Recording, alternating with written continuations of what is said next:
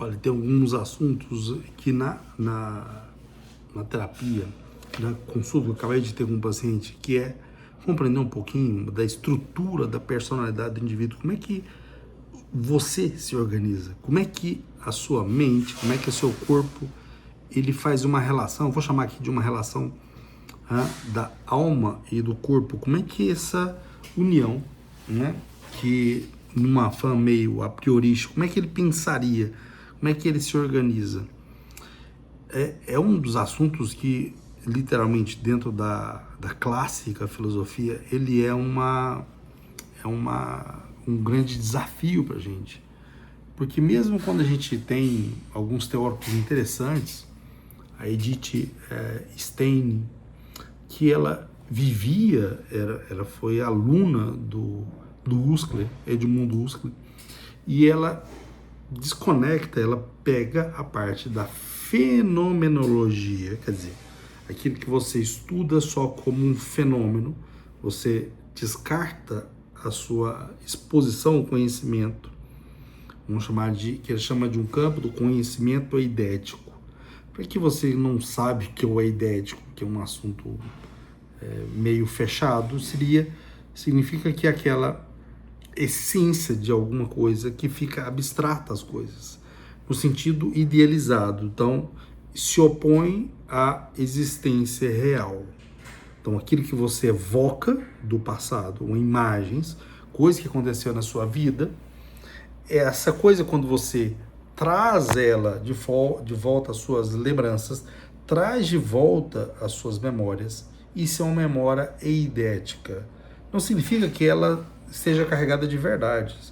Significa que você trouxe do passado fragmentos de fatos que são abstratos e que têm um sentido idealizado. Você pode perceber que muita coisa que você lembra do passado, ele tem um sentido muito saudosista, muito bom de pensar, mas não significa que ele seja verdadeiro.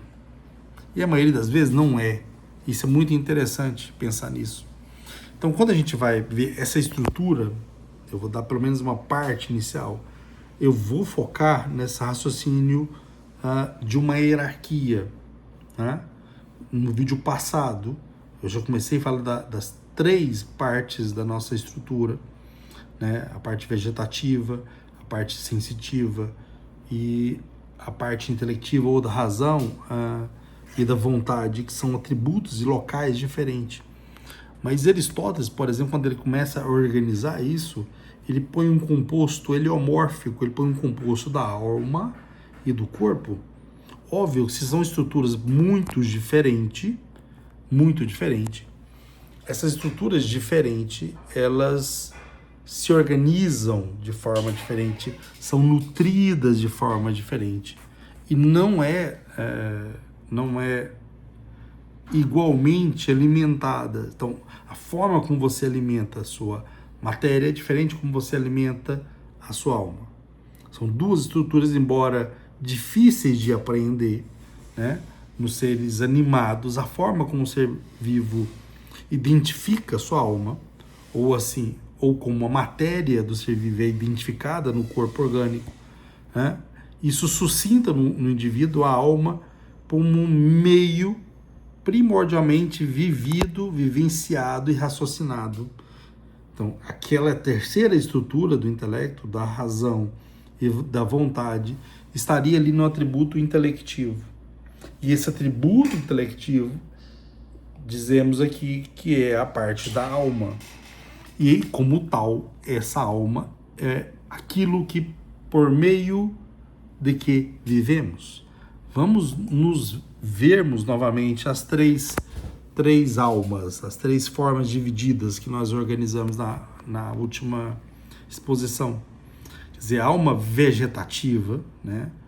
Aquela lá lembrada das plantas, ele depende de um corpo corporal, porque ele tem categorias, né?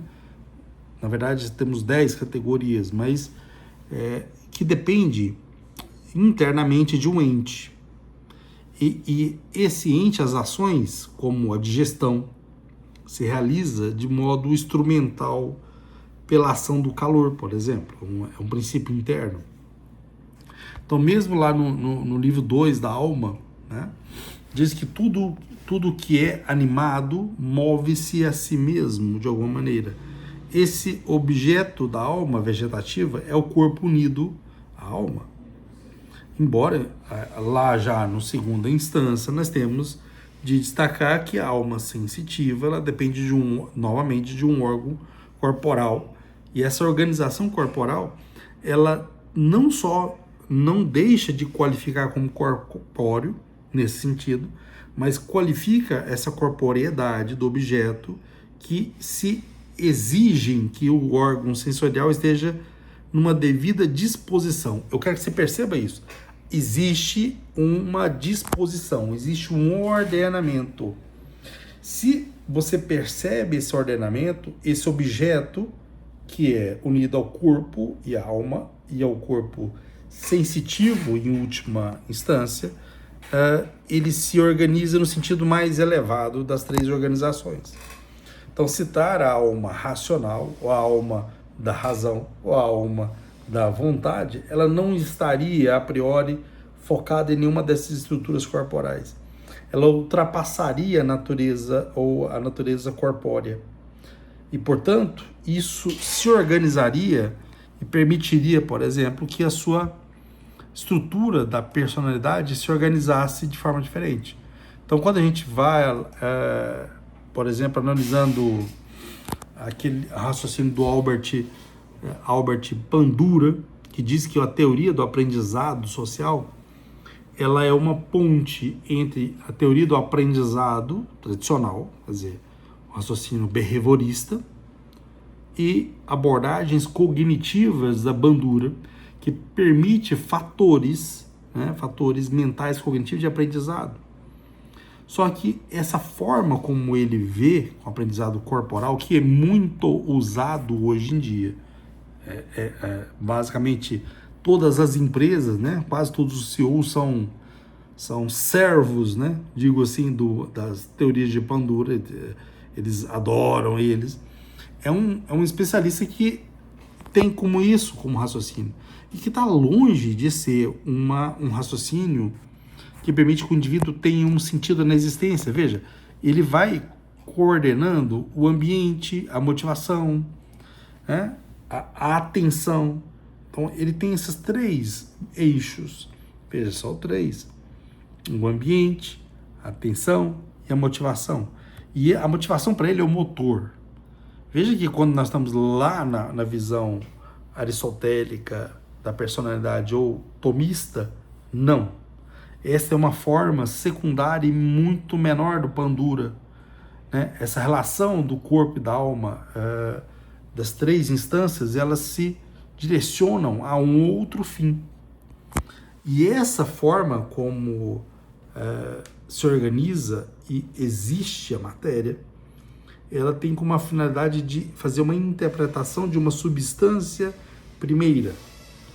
Quando você reconhece que existe algo primeiro, as formas, elas são autossubsistentes, né?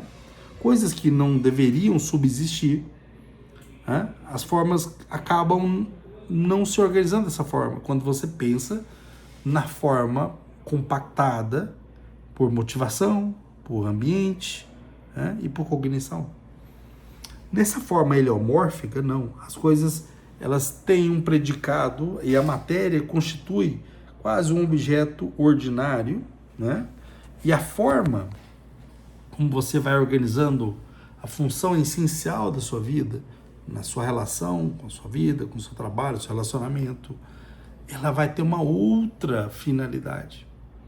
Quer dizer, não mais as funções cognitivas ou motivacionais, que são funções sensoriais, vão motivar. Em nenhum momento as teorias novas elas privilegiam a vontade e a razão como um atributo maior ou mais externo, como um meio organizador. Eles deixam isso como algo secundário. E assim que você fizer isso, você está ferrado. Você se estrepou. Porque você vai ser norteado pelas vontades, pelos desejos, pelo prazer, pela parte vegetativa. Não mais você vai compreender a possibilidade ou as funções a serem realizadas ou concluir que, embora separado, há algo de atributo em nós que está, embora no corpo, mas por si só ele subsiste no corpo e fora do corpo. Isso é complicado, porque a alma, ela depende do corpo para existir e para se realizar e para se movimentar. Uma potência, né? Seria a primazia da alma e do corpo. Então, mas o corpo depende da alma, mas essa dependência, a alma, o que é ela, para que ela e para que serve ela, senão para permitir que essa terceira instância intelectiva da razão, do atributo da vontade, seja como um olho da matéria. Ela permite uma visão mais densa, ela permite uma visão daquilo que nós temos que fazer, mesmo que não queiramos. E o queiramos está na segunda instância, está na vontade dos desejos, na parte sensorial, animalesca, que é a parte instintiva. Se você tem o instinto coordenado pela vontade, pela razão, você vai por caminhos muito mais elevados e menos sofrido. Você vai ficar mais rigoroso nas escolhas, você vai ter mais certezas para onde é que você vai ir. Seu corpo animado, ou sua alma viva, ele acaba sendo um instrumento muito efetivo, efetivo na finalidade última. Você sabe as motivações últimas. Quer dizer, nós chamamos de uma dependência ontológica mútua, que explica o sentido da alma, mas tem uma primazia no corpo. Mas essa função, embora a grosso modo meio nebulosa, ela permite uma argumentação muito clara que essa alma, ou o atributo ali da razão e da vontade, ela tem que ser superior. Ela tem que permitir que o indivíduo caminhe para caminhos um pouco mais elevados. Se você conseguir entrar dessa forma, a estrutura da sua personalidade vai se ordenar, toda ela. Pode ser meio desafiador você fazer isso, mas você vai perceber que a alma, né, ou a razão, ou a vontade, se ela não tem um ordenamento, meu amigo, vai ser um sofrimento. Então, isso eu vejo toda hora na consulta. Pessoas que estão ali focado em drogas, em prazeres, isso é parte sensorial pura. Isso é prazer animalesco puro. E isso, dentro da ponderação da razão e da vontade, colocando ela dentro de um equilíbrio, ela vai se tornar um motor muito importante. Mas ela vai ser subalterna a objetos maiores. Então, comece a não mais depender dessas sensações. Comece a controlá-las. Comece a enfrentá-las. Comece a confrontá-las. Não haja como uma criança. Isso a maioria adora agir ou vitimizar como tal, porque o vitimizar é uma distorção da razão e da vontade em detrimento da parte sensorial ou sensitiva. Então, a segunda instância torna-se a primeira. E a não abastecimento dos desejos, o indivíduo joga isso para fora como uma justificativa para ele se considerar uma vítima. Então, isso é uma das alterações que vai distorcendo a personalidade do indivíduo. Quer dizer, a unidade psicossomática do indivíduo fica alterada, tem uma fissura nela. Então, comece, e nós vamos seguir esse caminho e vamos aprofundar a partir de agora, até para entender que certos assuntos, por exemplo, como que a crítica da razão pura de Kant interferiu na formação das teorias da personalidade, como que ela literalmente criou outra distorção da personalidade. Você tem uma distorção da personalidade ou uma personalidade doentia, foi o raciocínio kantiano. Mas isso nós vamos organizando. Mas se você começar a ter essa hierarquia e compreender o quão elas são unidas e quão esse terceiro atributo, ela não está preso, enterrado a essa estrutura material, mas ela sai dela, como a mente, ela está fora. E como está fora, ela tem uma finalidade de organizar o que está abaixo dela. E continuemos nessa organização da estrutura da personalidade muito clara e que, quando não seguida, é só um sofrimento constante. Eu acho melhor evitá-lo. Muito mais inteligente, muito mais prático fazer isso. Um abraço.